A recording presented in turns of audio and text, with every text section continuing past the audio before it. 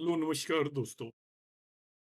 दशमांश और डी10 chart series में आपका फिर से एक बार स्वागत है। अभी तक मैं टोटल 13 वीडियोस अपलोड कर चुका हूं। डिविजनल चार्ट सीरीज के सभी वीडियोस आपने देख लिए होंगे। आज हमारा दशमांश सीरीज का थर्ड वीडियो है। प्रोफेशन से रिलेटेड जिसको भी यदि कोई प्रेडिक्शन देनी है या अपनी कुंडली को देखनी है तो वो दशमांश कुंडली को देखना जरूर सीखें, क्योंकि बगैर डी10 चार्ट के आप प्रोफेशन के बारे में कुछ भी नहीं बता सकते। आप जो भी बता रहे हैं वो सारी बातें अंदाजा भर है और आइडिया से हम बता रहे हैं, उसमें कुछ बातें हमारी सही निकलेंगी और कुछ बातें गलत निकलेंगी। मगर आप बिल्कुल एक्यूरेटली प्रेडिक्ट करना चाहते हो तो आपको डी10 चार्ट देखना आना चाहिए। आज मैं आपको एक्सप्लेन करूंगा कि हम डी10 चार्ट को किस तरीके से देखें। एग्जामिनेशन ऑफ डी10 चार्ट हम डिस्कस करने वाले हैं कि डी10 चार्ट को ओवरऑल प्रोफेशन के लिए, किसी भी पर्सन का प्रोफेशन आपको एनालाइज करना है, उसके सभी पहलू जो भी प्रोफेशन के हैं उन्हें देखने के लिए आज मैं आपको बताऊंगा कि कौन कौन से बिंदु या पॉइंट्स पर हमें फोकस करना है और किस तरीके से हम डी10 के बेस पर किसी भी चीज को प्रेडिक्ट कर पाएंगे। तो शुरू करते हैं हम आज की क्लास को। इसका जो सबसे पहला पॉइंट है, मैं देखता हूं आज के इस वीडियो में मैं कितने पॉइंट कवर कर पाता हूं, मगर इन सभी को आप नोट करके रखें। और ये बहुत ज्यादा प्रयास और कोशिश के बाद मेरे इकट्ठे किए हुए पॉइंट्स हैं और इन्हें आप यदि लगाएंगे तो आप प्रोफेशन के बारे में काफी सक्सेसफुली प्रेडिक्शन देने में कैपेबल होंगे। पहला पॉइंट है, लग्न लॉर्ड आपको देखना है डी1 का इन डी10। सो लग्न लॉर्ड ऑफ डी1 मतलब आपकी जन्म कुंडली का लग्नेश को डी10 में उठाकर ले जाकर देखना है। क्या देखना है? यदि वो स्ट्रोंग है, स्ट्रोंग कैसे होता है वो भी मैं थोड़ा बताने की कोशिश करूंगा। Then the person is dedicated to his work and will commit no mean actions. मतलब डी1 चार्ट का लग्नेश डी10 के अंदर स्ट्रोंग है तो पर्सन अपने काम में पूरी तरीके से फोकस्ड होगा और कोई भी गलतियां नहीं करेगा। वो पूरे मतलब जिसको हम बोलते हैं कि लेकलस्टर परफॉर्मेंस दे रहा है, वो ध्यान नहीं रख रहा है, कमिटमेंट में कमी है, ऐसी कोई भी कमी नहीं होगी यदि लग्नेश स्ट्रोंग हो गया डी10 का। डी10 में जाकर स्ट्रोंग उसका प्लेसमेंट है। सेकंड पॉइंट है, the lagna lord is badly placed and expected then no growth and faces problems. तो डी1 का लग्न लॉर्ड डी10 में यदि ठीक से नहीं रखा हुआ है तो उस पर्सन को कई तरीके की प्रॉब्लम आएंगी। तो इसको अंडरस्टैंड कर लें। हम जब डी10 चार्ट को एग्जामिन करेंगे उसके अंदर हम डी1 के प्लेनेट को भी ले जाकर वहां पर देखने की कोशिश करेंगे। डी1 का लग्न लॉर्ड कैसा रखा हुआ है उसे देखेंगे। सेकंड पॉइंट में मैं बताऊंगा डी1 का 10th लॉर्ड कैसी स्थिति में रखा हुआ है, इसको भी डिस्कस करेंगे। इन दोनों पॉइंट्स को मैं भी अब चार्ट पर लेकर एक्सप्लेन करूंगा कैसे देखना है कि 10th lord of D one chart in D ten भी देखना है। If it is strong and well associated then has a smooth career without any obstructions, has many sources of income. अब दोनों से क्या देखना है, इसको अपने माइंड में बिठाइए। सबसे पहले पहली बात तो यह देखना है कि हमारा जो लग्न लॉर्ड ऑफ डी1 डी10 में कैसी स्थिति में रखा है। यदि वो स्ट्रॉन्ग स्थिति में रखा है तो पर्सन अपने वर्क की तरफ डेडिकेटेड होगा, पूरी तरीके से डेडिकेशन से काम करेगा, पहली चीज। दूसरी चीज, जब डी1 चार्ट का बर्थ चार्ट के 10th हाउस का लॉर्ड दशमेश या 10th लॉर्ड यदि डी10 चार्ट के अंदर स्ट्रॉन्ग रखा हुआ है, वेल एसोसिएटेड है, तो उसका कैरियर बड़ी आसानी से चलता रहेगा, जिंदगी भर आसानी से चलेगा। साथ ही साथ वो ये भी बताएगा कि करियर में कोई ऑब्स्ट्रक्शंस नहीं आएंगी और उसके मल्टीपल सोर्सेज ऑफ इनकम होंगे, मल्टीपल सोर्सेज ऑफ इनकम होंगे। तो डी1 के प्लैनेट्स को ले जाकर मैं वहां पर देख रहा हूं, ये ध्यान रखना है। डी1 के लग्न लॉर्ड को ले जाकर डी1 के आपके को ले जाकर देख रहा हूं। इसके बारे में मैं अर्लियर भी कंसेप्ट बता चुका हूं पहले वीडियो में, तो अभी बहुत सारे क्वेश्चंस आएंगे कि आप तब तो आपने बताया था, तब मैंने बताया था कि जो डी10 लग्न की कैसी स्थिति है वो बताएगा पर्सन का उसकी तरफ इंक्लिनेशन है नहीं, वो काम भी करना चाहता है कि नहीं। 10th लॉर्ड आपको बताएगा कि उसको काम किस तरीके से मिलेगा, आसानी से मिलेगा या डिफिकल्टी से मिलेगा, और कारक ये बताएगा कि उसका जिंदगी भर किस तरीके से काम चलेगा। ये सब मैंने बताया था D10 चार्ट के लग्न लॉर्ड और 10th लॉर्ड के बारे में। आज जो बता रहा हूं मैं वो D1 चार्ट का लग्न लॉर्ड को मैं D10 में ले जाऊंगा, D1 चार्ट के 10th लॉर्ड को D10 में ले जाऊंगा। यदि D1 चार्ट का लग्न लॉर्ड D10 के अंदर वेल प्लेस्ड है, स्ट्रॉन्ग का मतलब यहां पर वेल प्लेस्ड मान लीजिए, तो वो पर्सन डेडिकेटेड होगा, जो काम उसे मिला है मन लगाकर करेगा। खराब प्लेस्ड है, बैडली प्लेस्ड है, तो वो ठीक से नहीं करेगा। इसी तरीके से D1 चार्ट का 10th लॉर्ड को लेके जाएंगे, वो कंफर्टेबली प्लेस्ड है, स्ट्रॉन्ग एनफ है, तो पर्सन का काम आसानी से चलता रहेगा, उसका जॉब, और ऐसा पर्सन एक से ज्यादा काम भी कर सकता है। चलो हम एक कुंडली में इसको लगाकर मैं दिखाता हूं। ये कोई स्पेसिफिक कुंडली नहीं है, अभी की मैंने कुंडली बनाई है राइट नाउ, और इसको मैं केवल एक्सप्लेन करने के पर्पज से मैंने इधर ये बर्थ चार्ट ले लिया है और यहाँ पे D10 चार्ट ले लिया है। तो इसके अंदर हम देखते हैं, सबसे पहले मैं देखूंगा D1 चार्ट के लग्न लॉर्ड को। तो D1 चार्ट में 11 साइन है, इसका लग्न लॉर्ड सैटर्न है। सैटर्न को इस कुंडली में ले जाकर देखता हूं, तो सैटर्न का प्लेसमेंट तो ठीक है, लग्न में रखा हुआ है, ये आपका लग्न के अंदर प्लेस्ड है, मगर ये शत्रु राशि के अंदर है, ध्यान रखेंगे, क्योंकि ये 5 साइन है तो शत्रु राशि में चला गया। फिर इसे मार्स एस्पेक्ट यहां पर कर रहा है, मार्स एस्पेक्ट कर रहा है, मार्स का एस्पेक्ट कोई बहुत बेटर इस केस में नहीं माना जाएगा। तो यहाँ पर जो लग्न लॉर्ड की स्थिति उतनी कोई बेहतरीन नहीं है, इसका प्लेसमेंट लग्न में है, इसलिए ये एक बेनिफिशियल प्लेसमेंट हो गया, मगर शत्रु राशि में है और एक मार्स उसे एस्पेक्ट कर रहा है, तो एवरेज काइंड ऑफ प्लेसमेंट इसको मैं मानूंगा। कि उसका भाव तो अच्छा है, वो लग्न में बैठा हुआ है, मगर वो शत्रु राशि में बैठा हुआ है, मार्स उसे एस्पेक्ट कर रहा है, तो एवरेज काइंड है। तो इस पर्सन का जो प्रोफेशन के अंदर डेडिकेशन एवरेज होगा, काम करना चाहेगा तो कर लेगा, बहुत ज्यादा डेडिकेटेड भी नहीं होगा और बिल्कुल लापरवाह भी नहीं होगा, क्योंकि लग्न लॉर्ड लग्न में ही जाकर बैठ गया है, तो उसका जो प्लेस हाउस अच्छा है, राशि और उस पर एस्पेक्ट उतना बेटर नहीं है। अब मैं आ जाता हूं 10th लॉर्ड को देखूंगा। बर्थ चार्ट का 10th लॉर्ड हाउस में 8 साइन है, उसका लॉर्ड मार्स है, तो मार्स यहाँ पर फिर आपका केंद्र स्थान में जाकर बैठा हुआ है, तो केंद्र स्थान में प्लेसमेंट ठीक माना जाएगा। मगर मार्स भी शत्रु राशि में बैठा हुआ है और उसे सैटर्न एस्पेक्ट कर रहा है, सैटर्न एस्पेक्ट कर रहा है और मार्स शत्रु राशि में बैठा हुआ है। इसका मतलब आपका मार्स पीड़ित हो गया, केंद्र स्थान में है, वहां तक तो ठीक है, मगर वो शत्रु राशि में है और उसे एक शत्रु प्लेनेट आपका सैटर्न का एस्पेक्ट उतना अच्छा नहीं माना जाता, मार्स का भी अच्छा नहीं माना जाता एस्पेक्ट। तो यहाँ पर इस पर्टिकुलर पर्सन को मार्स, क्योंकि आपका शत्रु राशि में एस्पेक्टेड बाई सैटर्न है, सातवां भाव तो इसका बली है। कहीं बहुत लोग कहेंगे सातवां भाव तो वो तो अपनी राशि को देख रहा है, अपनी राशि को छोड़ दीजिए, अब भाव को नहीं देख रहा हूं मैं, 7th हाउस का रोल नहीं देख रहा हूं मैं केवल इस प्लेनेट को देख रहा हूं, मार्स को। तो मार्स पर आपका सैटर्न का एस्पेक्ट है, मगर साथ ही साथ जुपिटर भी उसे देख रहा है, तो एस्पेक्ट तो न्यूट्रलाइज हो गया। तो ये भी प्लेसमेंट कोई बहुत ऑर्डिनरी है, बहुत अच्छा भी नहीं है और बहुत ज्यादा खराब भी नहीं मानूंगा, क्योंकि केंद्र स्थान में बैठा हुआ है, तो एक स्थान अच्छा हो गया, मगर राशि अपोजिट होगी, तो दोनों ने एक को इसको कैंसिल आउट कर दिया। एक बेनिफिक एस्पेक्ट है और एक मेलिफिक एस्पेक्ट है, दोनों ने कैंसिल आउट कर दिया, तो न्यूट्रल टाइप होगा। तो इसका प्रोफेशन ना ही बहुत एक्सीलेंट चलेगा ना ही बहुत खराब चलेगा। इस तरीके से हम इन चीजों को प्रेडिक्ट करने की कोशिश करेंगे। और देखते हैं केसेस, देखिए पॉइंट देखेंगे। पहले 2 पॉइंट मैंने बता दिए हैं कि जो D1 चार्ट के आपको लग्न लॉर्ड को लेकर जाना है और D1 चार्ट के 10th लॉर्ड को लेकर जाना है, किस तरीके से देखना है। अब मैं D10 पे ही आ जाता हूँ, थर्ड पार्ट, एग्जामिनेशन और एग्जामिन कैसे करना है D10 चार्ट को, वो मैं समझा रहा हूं यहाँ पर। तो पहले 2 पॉइंट आपको समझ में आगे होंगे। लग्न ऑफ D10 इन D10, अब आपको लग्न देखनी है D10 की, D10 में ही देखनी है। A strong lagna is must for having a profession which is necessary to earn a living. तो स्ट्रॉन्ग लग्न होनी चाहिए, लग्न स्ट्रॉन्ग होनी चाहिए। लग्न कब स्ट्रॉन्ग होती है, देखिए कोई भी भाव कब स्ट्रॉन्ग होता है उसका नियम बना लीजिए।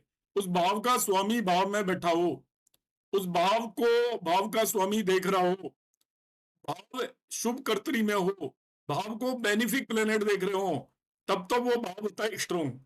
और अदरवाइज वो भाव न्यूट्रल या वीक होगा। केवल इन्हीं केसेस में भाव को हम स्ट्रॉन्ग मानेंगे। स्ट्रॉन्ग लग्न तभी होगी जब भाव का स्वामी लग्न का स्वामी लग्न को देख रहा हो, नंबर 1 रूल।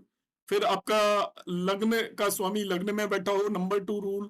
बेनिफिक लग्न में बैठा हो, नंबर 3 रूल। बेनिफिक लग्न को देख रहा हो, नंबर 4 रूल।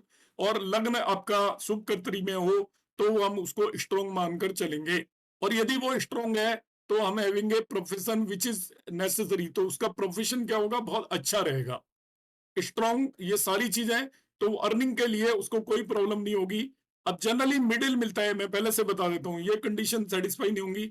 लग्न ना ही बहुत स्ट्रॉन्ग होगा और ना ही बहुत वीक होगा, बीच का होगा। बेनिफिक इन्फ्लुएंस भी होगा, मेलिफिक इन्फ्लुएंस भी होगा। तो हम ऐसा मानकर चलेंगे कि उसकी बम्पी ड्राइव होगी, कभी अप एंड कभी डाउन लाइफ में चलता रहेगा। और जनरली लोगों की लाइफ के अंदर यही होता है। अब इस पॉइंट को भी जरा मैं उसी चार्ट पर लगा के देख लेता हूँ। D10 चार्ट का केवल लग्न देखना है। तो लग्न यहाँ पर 5 साइन है। अब इसको हम देखते हैं क्या इस पर किसी बेनिफिक का इन्फ्लुएंस है क्या। तो यहाँ पर किसी भी बेनिफिक का इन्फ्लुएंस नहीं है इस कुंडली के लिए। यदि मैं देखता हूँ तो ये आपका एक मून उसे एस्पेक्ट कर रहा है लग्न पर, एक मेलिफिक यहाँ पर सैटर्न बैठा हुआ है मेलिफिक। फिर इसको मार्स भी एस्पेक्ट कर रहा है। और मार्स को फंक्शनल मेलिफिक के मानकर, फंक्शनल तो ये देखना पड़ेगा, फंक्शनल भी मेलिफिक है डिवन चार्ट का। Third and 11th Lord, sorry 10th Lord है, तो फंक्शनल भी मेलिफिक है डिवन चार्ट के लिए। मगर सैटर्न फंक्शनल बेनिफिक है डिवन चार्ट के लिए, क्योंकि लग्न लॉर्ड है। तो अब इसमें हम दोनों चीजों को कंसीडर करके चल सकते हैं। आप फंक्शनल नेचर को कंसीडर करना चाहो तो भी कंसीडर कर सकते हो, और नेचुरल नेचर को कंसीडर करना चाहो तो भी कंसीडर कर सकते हो। सबसे पहले मैं नेचुरल नेचर को यदि कंसीडर करूंगा तो देखिए यहाँ पर एक नेचुरल मेलिफिक सैटर्न यहाँ पर बैठा हुआ है, नेचुरल मेलिफिक मार्स इसे एस्पेक्ट कर रहा है। कोई भी बेनिफिक प्लेनेट इसे एस्पेक्ट कर नहीं रहा है। एक मून एस्पेक्ट कर रहा है, मून इस कुंडली के लिए नेचुरल बेनिफिक है, तो मून इसको एस्पेक्ट कर रहा है। तो देखिए दो मेलिफिक का इन्फ्लुएंस है, एक बेनिफिक का इन्फ्लुएंस है, तो लग्न ओवरऑल पीड़ित है इस पर्टिकुलर केस के अंदर। उसके लॉर्ड से कोई लिंक नहीं बन रहा है, ना ही वो शुभ कर्तरी में है। तो यदि मैं इसको नेचुरल नेचर के बेस पर देखूंगा तो लग्न पीड़ित है। अब मैं फंक्शनल बेसिस पर देख लेता हूं। तो फंक्शनल आपको देखना है, यहाँ पर देखिए इसी कुंडली से D10 से यदि मैं देखना चाहूं तो D10 में मार्स योग कारक प्लैनेट है इस पर्टिकुलर कुंडली के लिए। वो 9th और 4th हाउस का लॉर्ड है। मगर सैटर्न यहाँ पर मेलिफिक प्लैनेट है इसके लिए, इस कुंडली के लिए। और मून यहाँ पर एक तरीके से मून बेनिफिक हो गया क्योंकि 12th लॉर्ड है। तो 12th लॉर्ड इस कुंडली के लिए बेनिफिक हो गया क्योंकि वो एक बेनिफिक प्लेनेट के साथ कंजक्टेड है। तो लग्न के ऊपर ओवरऑल जो इन्फ्लुएंस है, एक आपका फंक्शनल मेलिफिक का इन्फ्लुएंस है और दो फंक्शनल बेनिफिक का इन्फ्लुएंस है। तो लग्न की स्थिति ठीक ठाक है यदि फंक्शनल के बेस पर देखूं तो मैं दोनों का एवरेज लूंगा। मैंने उसको नेचुरल के बेस पर भी देखा, फंक्शनल के बेस पर भी देखा। तो लग्न न्यूट्रल टाइप आ रही है, ना ही तो एक्सीलेंट आ रही है ना ही बहुत खराब आ रही है। तो हम इस तरीके से इसको लग्न को एनालाइज कर सकते हैं। तो थर्ड पॉइंट जो मैंने बताया था, lagna of D10 in D10, a strong lagna is must for having a profession which is necessary to earn a living. तो लग्न कोई बहुत स्ट्रॉन्ग नहीं है, न्यूट्रल टाइप लग्न आ रही है, तो ठीक ठाक ही काम चलेगा पर्सन का, ना कोई बहुत ज्यादा प्रोग्रेस होगी और ना ही बहुत ज्यादा पीड़ित होगा। चौथा पॉइंट जो हम और डिस्कस करते हैं, देखिए 10th house and 10th lord of D10 is very important factor, is a very important factor. Naturally 10th house और 10th लॉर्ड का बहुत इंपॉर्टेंट रोल होने वाला है। If it is good, then person is expert of his field and have all round success. ये have है यहाँ पर, इसको हम करेक्ट कर देते हैं। देखिए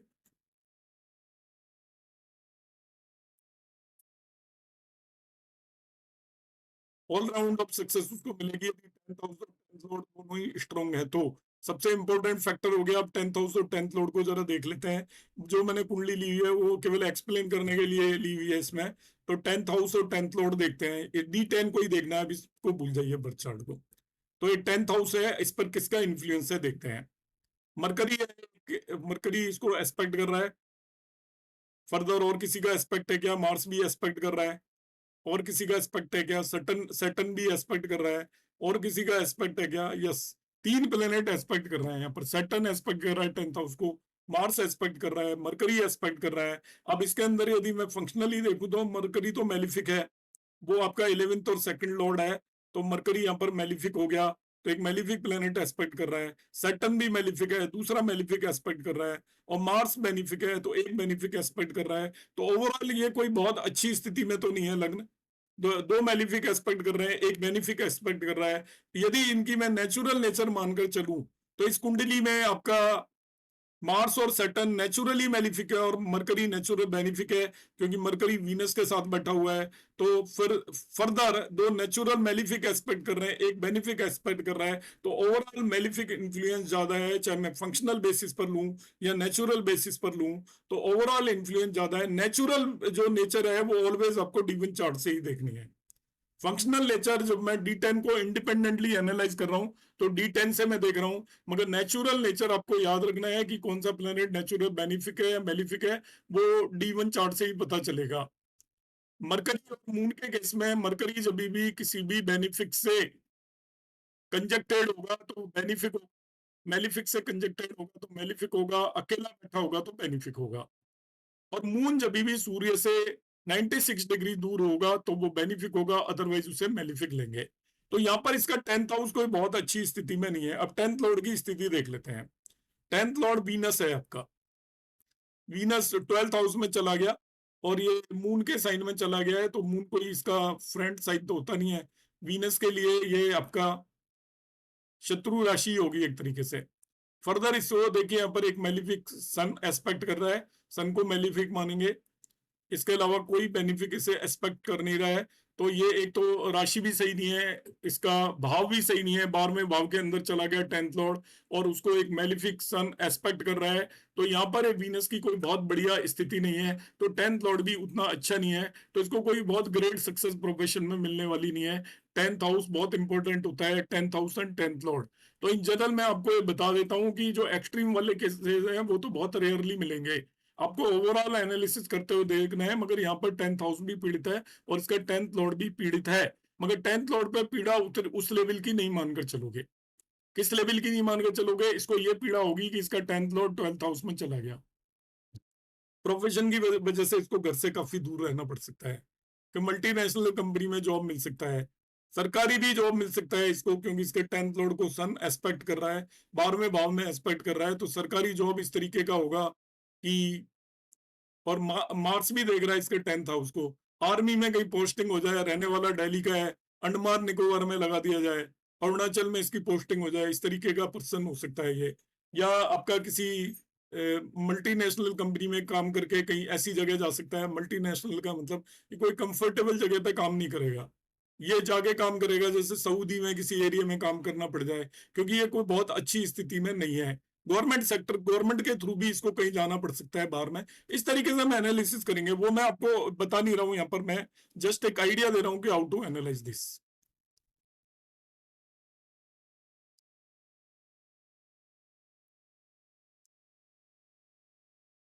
देखिए यहाँ पर एक जो पॉइंट इसका अधूरा रह गया था उसको मैं पूरा करता हूँ, कि relation of 10th house oblique Lord with the 6 8 12 house give problems and sudden changes in profession. तो आपको पता ही चल गया कि 10th लॉर्ड आपके 12वें भाव में गया, तो 12वें भाव से रिलेटेड प्रॉब्लम है, तो वो प्रॉब्लम मैंने अभी डिस्क्राइब कर दिया है, यहाँ पर 12th हाउस में चला गया है। अब मैं 5th पॉइंट यहाँ पर एनालाइज करूंगा आज की क्लास में। The PSC of sun is examined in D10, placement, association, and conjunction of sun is examined in D10. A strong sun in angles Kendra give high status government job with high income. It gives administrative power, far sightness, sightness नहीं है, sightness है,